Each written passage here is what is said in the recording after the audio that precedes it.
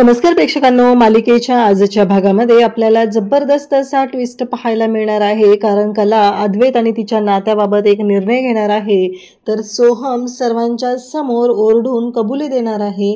ती म्हणजे त्याचं जरी काजलवरती प्रेम असलं तरीही आत्ता त्याने काय विचार केलेला आहे. त्याचबरोबर अद्वैतला आता खूप मोठा पश्चाताप होणार आहे. कारण सरोजच्या बोलण्यात येऊन सरोजने त्याला मॅनिप्युलेट केल्यानंतर अद्वैतने जो निर्णय घेतलेला आहे त्यामुळे अद्वैतवरती पश्चातापाची वेळ येणार आहे. हे सगळं कशा पद्धतीने होणार आहे ते आपल्याला आजच्या या व्हिडिओमध्ये पाहायला मिळणार आहे. त्यासाठी प्रेक्षकांनो हा व्हिडिओ शेवटपर्यंत पहा. त्याचबरोबर चॅनलवरती नवीन असाल तर चॅनलला सबस्क्राईब करा, व्हिडिओला लाईक करा. तर इकडे आता आबा त्याचबरोबर घरात सगळेजण तिथं आहेत आणि अनामिका मात्र सगळ्यांच्या समोर बोलत असते की मला आत्ताच्या आत्ता कळलं पाहिजे सोहू, हे सगळं काय चाललंय, या सगळ्याचा काय अर्थ आहे असं म्हणत अनामिका बोलत असते. अनामिका विचारत असते आणि सोहमला ती जाब विचारत असते. ती खूप रडत असते. त्याचवेळी अनामिकाचा भाऊ प्रतीक जो आहे तोही चिडलेला असतो आणि तो अद्वैतला म्हणत असतो की चांदेकरांचं घराणं खूप मोठं आहे आणि दिलेला शब्द ते पाळतात. यामुळे आम्ही लग्न करायला तयार झालेलो होतो. माझ्या बहिणीचं लग्न इथं ठरवण्याचा निर्णय घेतला आम्ही. पण हे सगळं जे काही घडतंय ना ते खूपच विचित्र आहे. मला हे अजिबात आवडलेलं नाही असं तो सांगत असतो. अद्वैतला तो बोलत असतो, तुमच्या घरातला मुलगा जो तुझा भाऊ आहे आणि त्याचा आधी बाहेर कुठं काहीतरी चालू आहे आणि ही गोष्ट तुला माहिती नाहीये, शक्यच नाहीये. कसं आहे माहितीये का, आत्ता ऐनवेळी आमच्या सर्वांच्या समोर हे सत्य आलेलं आहे. पण आता या सगळ्याचा अर्थ काय आहे, आम्ही काय करायचं ते सांग. लग्न लागल्यानंतर माझ्या बहिणीच्या बाबतीत जर असं काही झालं असतं तर मी कसं मान्य करायचं होतं असं म्हणत प्रतीक अद्वैतला बोलत असतो. खूप चिडलेला असतो तो, कारण त्याच्या बहिणीच्या आयुष्याचा प्रश्न असतो. या सगळ्यामुळे त्याच्या बहिणीला त्रास होणार असतो, त्यामुळे त्याची चिडचिड होत असते. अद्वैत मात्र शांतपणे गोष्टी समजून सांगण्याचा प्रयत्न करत असतो. पण गोष्टी समजून सांगण्याच्या पुढे गेलेल्या असतात. कारण काहीही झालं तरीही ही गोष्ट मान्य करणं खूपच अवघड असतं. कारण या सगळ्यामध्ये ज्या गोष्टींचा त्रास होणार असतो तो वेगळाच असतो. त्यामुळं काहीही झालं तरीही अद्वैतने कितीही समजून सांगण्याचा प्रयत्न केला तरीही आता प्रतीक मात्र ऐकायला तयार नसतो. प्रतीकचं असं म्हणणं असतं की जे काय घडलेलं आहे या सगळ्याला जबाबदार तुम्ही आहात. त्याचवेळी आता अद्वैतला राग आलेला असतो. सोहम मात्र सगळ्यांना थांबा म्हणतो आणि अनामिकाला जवळ घेतो आणि तिला सांगू लागतो की हे बघ, मला तुझ्याशीच लग्न करायचं आहे. पण त्याचवेळी सोहमला आठवत असतं जेव्हा सोहमने काजलला प्रपोज केलेलं होतं तेव्हा काजल त्याला म्हणालेली होती, नाही मी प्रेमाचा वगैरे विचार करू शकत नाही, माझ्या डोक्यात फक्त काम आणि कामच आहे असं स्पष्टपणे काजलने त्याला सांगितलेलं होतं. पण आता ऐनवेळी अचानक काजलला असं वाटायला लागले अगदी लग्न लागायला लागलेलं आहे आणि त्यावेळेस काजलनं चिठ्ठी लिहिलेली आहे. कलाला पण तिने अजिबात या गोष्टींची कल्पना दिलेली नसते आणि आता तिला वाटतंय की आपण सोहमची लग्न केलं पाहिजे, आपलं सोहमवरती प्रेम आहे, माझा सोहम मला मिळाला पाहिजे. पण या गोष्टींना अर्थ नाही, ही गोष्टच तिला कळत नाहीये आणि तिने आता स्वतःबरोबर कलाच्या पण आयुष्याचं वाटोळं केलेलं आहे. तर इकडे आता अनामिका ओरडत असते. अनामिका सोहमला जाब विचारत आहे. सोहम मात्र या गोष्टींच्या विचारात पडलेला आहे. सोहम म्हणत आहे की नक्की काय आहे हे सगळं. परंतु आता ऐनवेळी सोहम माघार घेणार नसतो, कारण त्याचं लग्न हे अनामिका सोबत ठरलेलं आहे आणि त्याने स्वतःहून हे मान्य केलेलं आहे. अनामिका त्याला विचारत होती पण त्याने स्वतःहून होकार दिलेला आहे. तर आता तो माघार मात्र घेऊ शकत नसतो. तो अनामिकाला म्हणतो की काळजी करू नको, मी लग्न तुझ्यासोबतच करणार आहे आणि मला तुझ्यासोबतच लग्न करायचं आहे, एवढं स्पष्टपणे तो अनामिकाला सांगतो. त्यानंतर आपल्याला पाहायला मिळतं की जेव्हा या सर्व गोष्टी घडत असतात तेव्हा सोहम तिथे सगळ्यांना ओरडून सांगतो की बास आणि मला थोडासा वेळ हवाय, मला एकटं राहू द्या असं म्हणत सोहम आता तिथून निघून गेलेला आहे आणि सगळेजण पाहत आहेत. काजल मात्र रडत आहे, कारण काजलच्या प्रेमाचं हे सगळं प्रदर्शन सगळ्यांच्या समोर अशा पद्धतीनं होईल असं तिला वाटलं नव्हतं. कारण तिनं ती चिठ्ठी सोहमसाठी लिहिलेली होती आणि कलाच्या मूर्खपणामुळे ती चिठ्ठी बदलली गेली आणि ती चिठ्ठी रॉकेटनं नेमकी न वाचता नैना इकडे रोहिणीच्या हातात आणून दिली आणि रोहिणीच्या हातात तर आयतं खोलीतच मिळालेलं असतं, कारण तिला तेच हवं होतं. तिला काहीही झालं तरीही या कलाला घराच्या बाहेर काढायचं आहे, घरात तमाशा करायचा आहे, कारण चांदेकरांच्या घरातलं कुठलंच कार्य आनंदात होऊ द्यायचं नाही, हा प्लॅन ह्या रोहिणीचा असतो. त्याचबरोबर इकडे आपल्याला पाहायला मिळतं की सगळेजण तिथं आहेत आणि सगळेजण आता चर्चा करू लागलेले आहेत की चांदेकरांच्या घरी हे काय आहे, हे कसले संस्कार आहेत चांदेकरांचे, असा प्रश्न उपस्थित केला जात आहे आणि त्यामुळं अद्वैतला जास्तच वाईट वाटत आहे. अद्वैत मात्र इकडे विचार करत आहे. काहीही झालं तरीही आता ज्या गोष्टी घडलेल्या आहेत त्या सगळ्या विचित्र पद्धतीने घडलेल्या आहेत. आता राहुलला रोहिणीने पाठवलेलं आहे, जा तू सोहमची समजूत घाल. त्यांचा आता वेगळाच डाव सुरू आहे, कारण हा लग्नात तमाशा तर केलेला आहे, पण आता पुढे काय हा मोठा प्रश्न आता रोहिणीच्या समोर आहे. म्हणून तिने राहुलला पाठवलेला आहे आणि सोहमला समजूत सांगायला सांगितलेलं आहे. सोहम आता इकडे राहुलकडे आलेला असतो, राहुल हा सोहमच्या रूमकडे आलेला असतो आणि सोहम दरवाजा उघड म्हणत सांगत असतो. त्याच वेळी इकडे सरोजने जे पत्र वाचून दाखवलेलं असतं त्यातले मजकूर असतात की आय लव्ह यू सोहम, मला खूप वेळ झालाय, मला मान्य आहे, मी खूप उशीर केलेला आहे ह्या गोष्टी माझं प्रेम व्यक्त करायला, पण माझं तुझ्यावरती खूप प्रेम आहे, मनापासून प्रेम आहे. आणि हे सगळं ऐकल्यानंतर सोहमला मात्र धक्का बसलेला असतो.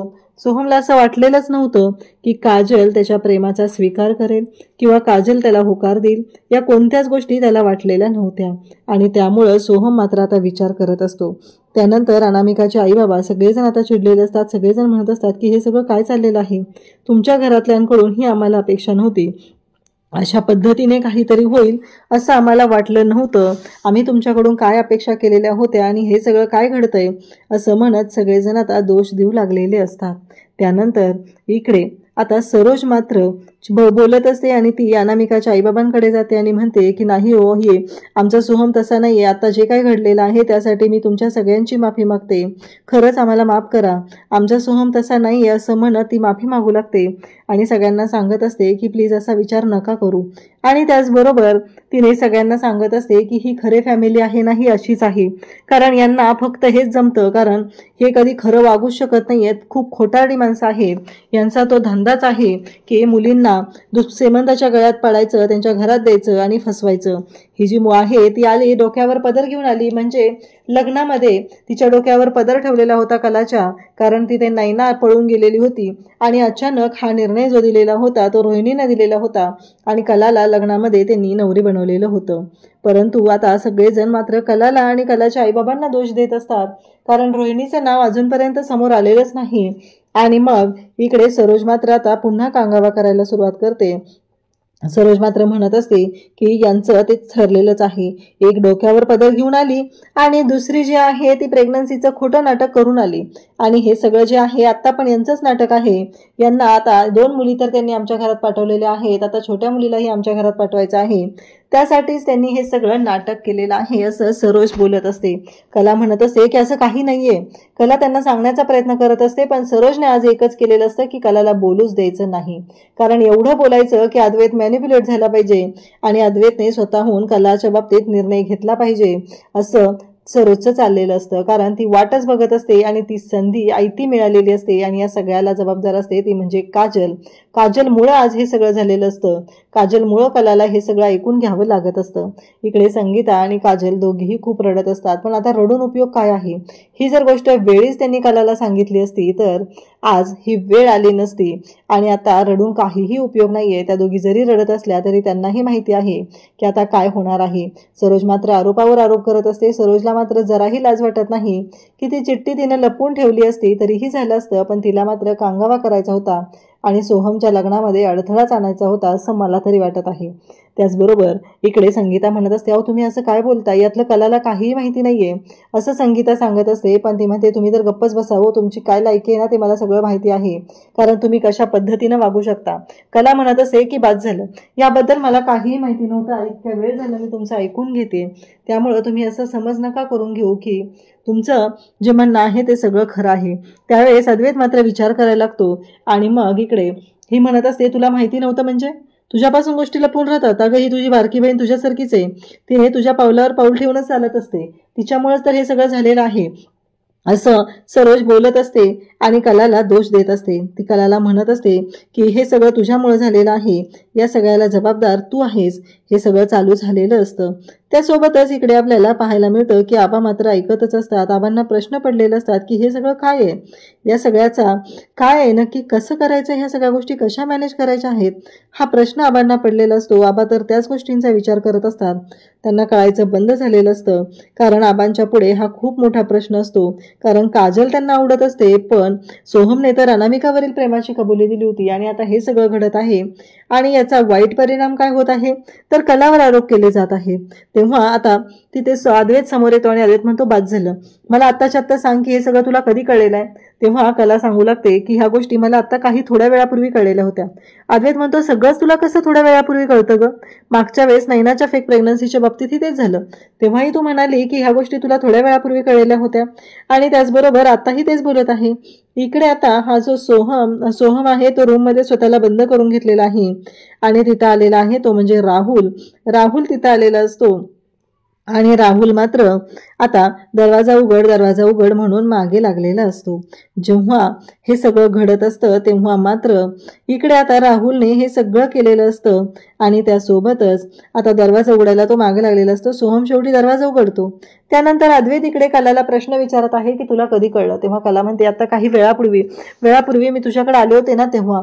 आणि आता इथे अद्वैतला आठवू लागलेलं असतं की कला प्रत्येक वेळेस म्हणायची की सोहम खुश दिसत नाहीये।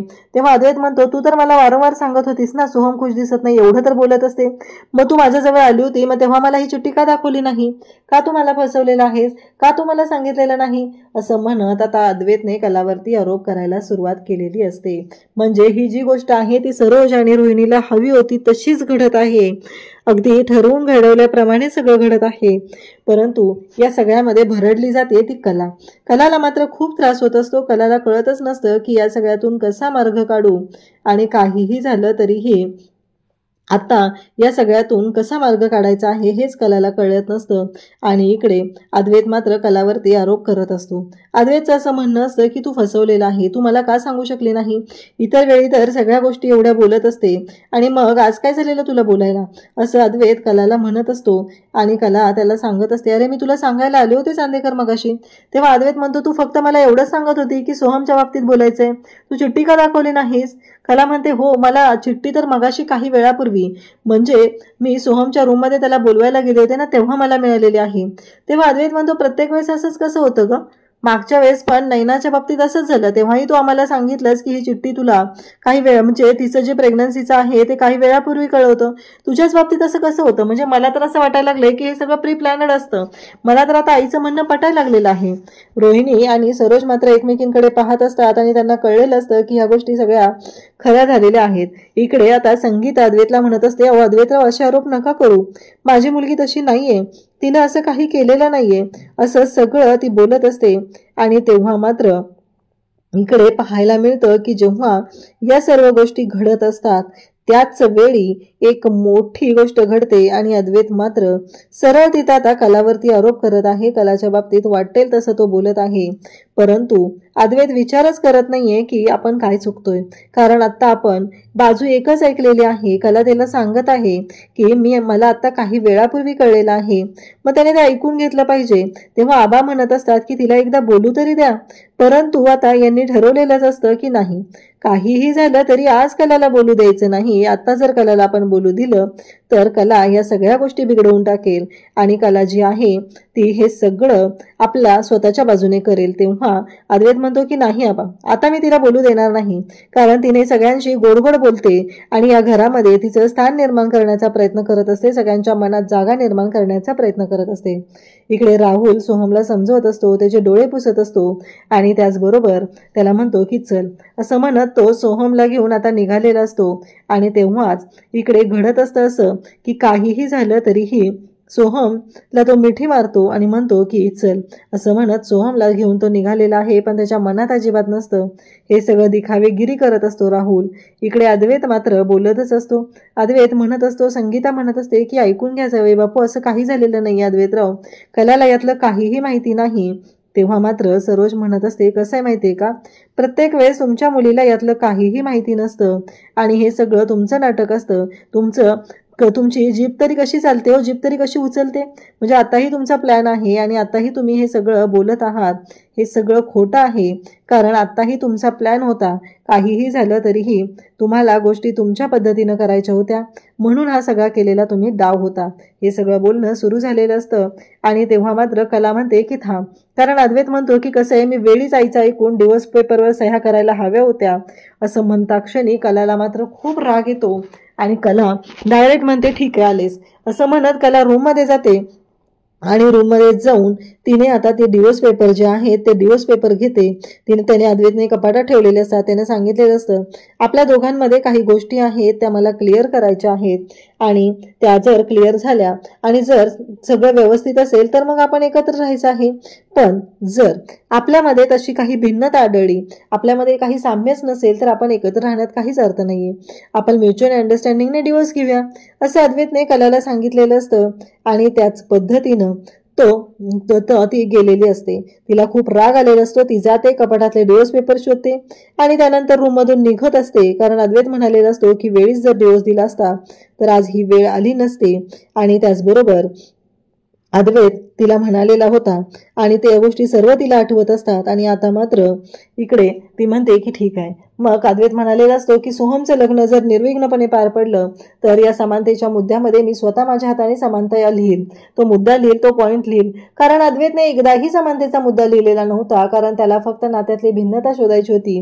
नात्यातली समानता शोधणं, नातं टिकवणं हे कलाचं काम होतं असं अद्वैतला वाटत होतं आणि तो त्याच पद्धतीने कलाशी वागत होता. त्याचबरोबर शेवटी कलाला खूप राग आलेला असतो आणि आता कलाने माघार घ्यायची नाही असं ठरवलेलं असतं. आणि कलाने बोर्डवरती लिहिलेले समानतेचे सगळे मुद्दे पुसून टाकलेले असतात.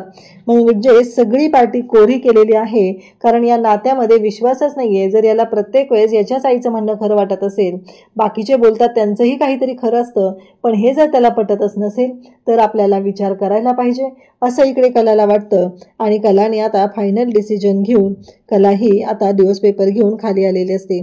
कारण अद्वैत तिला म्हणालेला असतो की मला असं वाटतंय की आपल्या नात्याला आपण काहीतरी तिथं हे केलं पाहिजे, त्याला चेक केलं पाहिजे आणि त्यानंतरच वेळ देऊनच मी ठरवलेलं होतं की निर्णय घ्यायचा. पण अद्वैतने आज सगळ्यांच्या समोर सांगितलेलं आहे की काही झालं तरी मला पश्चाताप होत आहे. म्हणून कलाला राग आलेला असतो. कला रागाने वरती आलेली असते आणि मग ती फाईल घेतलेली असते, बोर्ड सगळा कोरा करते आणि मग तिथून निघालेली असते. काहीही झालं तरीही कलाला आता खूप वाईट वाटत असतं. परंतु चांदेकर प्रत्येक वेळेस तिने कितीही प्रयत्न केला तरी चांदेकर जर प्रत्येक वेळेस याच गोष्टी करणार असेल तर आता मात्र निर्णय घ्यावा लागणार आहे असं कलाला वाटत असतं. आणि म्हणूनच कलाने ठरवलेलं असतं आणि कला त्यासाठी आता निघालेली असते आणि डिवोर्स पेपर तिने हातामध्ये घेतलेले असतात. कलाने ठरवलेलं आहे की काही झालं तरी आता शांत राहायचं नाही. तेव्हा कला आता डिवोर्स पेपर घेऊन खाली येते आणि ते डिवोर्स पेपरची जी फाईल आहे ती तिने आणलेली असते, अद्वैतच्या समोर ठेवलेली असते आणि म्हणालेली असते तुला डिवोर्स पेपरच हवेत ना, तुला डिवोर्सच हवा आहे ना, हे घे, चल देते मी तुला डिवोर्स असं म्हणत कला आता डिवोर्स पेपर साईन करू लागलेली आहे. कला जेव्हा हे सगळं करत आहे तेव्हा मात्र अद्वैत तिच्याकडे पाहत आहे. संगीताला वाईट वाटत आहे. संगीता म्हणत असते की थांब जरा, ऐकून घे. पण इकडे आता कला मात्र ऐकून घ्यायलाच तयार नाही. आणि त्याचबरोबर इकडे कला आता त्या डिवोर्स पेपरवर सह्या करते. कलाने स्वतःहून डिवोर्स पेपरवर सह्या केलेल्या आहेत. सर्वांच्या समोर त्या डिवोर्स पेपरवर तिनं सह्या केलेल्या असतात आणि सर्वजण पाहतच राहतात. आणि संगीताला मात्र धक्का बसलेला असतो. संगीताने कलाला आधीच समजून सांगितलेलं असतं की कला हे बघ, काही झालं तरीही तू शांत राहायचं आहे.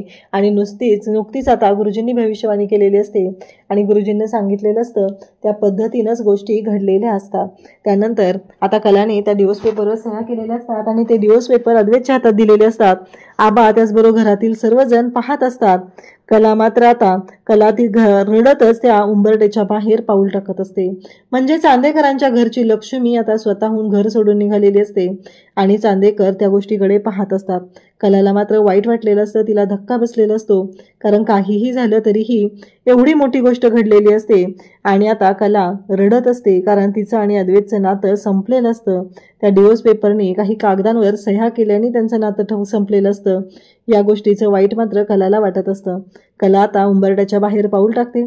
त्याचबरोबर कलाच्या सोबत आता काजल आणि त्याचबरोबर आलेली असते ती म्हणजे संगीता. त्या सगळ्यांना घेऊन कला निघालेली असते. त्यासोबतच इकडे आपल्याला पाहायला मिळतं की अद्वैत कलाकडे पाहत असतो. कला आता जात आहे. अद्वैत तिला कसा थांबवणार, त्याला नक्की काय वाटत आहे, तो मनात नसतानाही बोलून गेला की डिवोर्स घ्यायला हवा होता. या गोष्टीचा पश्चाताप अद्वैतला कशा पद्धतीनं होणार आहे ते आपल्याला या व्हिडिओ पुढील काही भागांमध्ये पाहायला मिळणार आहे. त्यासाठी चॅनलशी कनेक्टेड राहा. चॅनलवर नवीन असाल तर चॅनलला सबस्क्राईब करा. त्याचबरोबर व्हिडिओला लाईक करा. थँक्यू.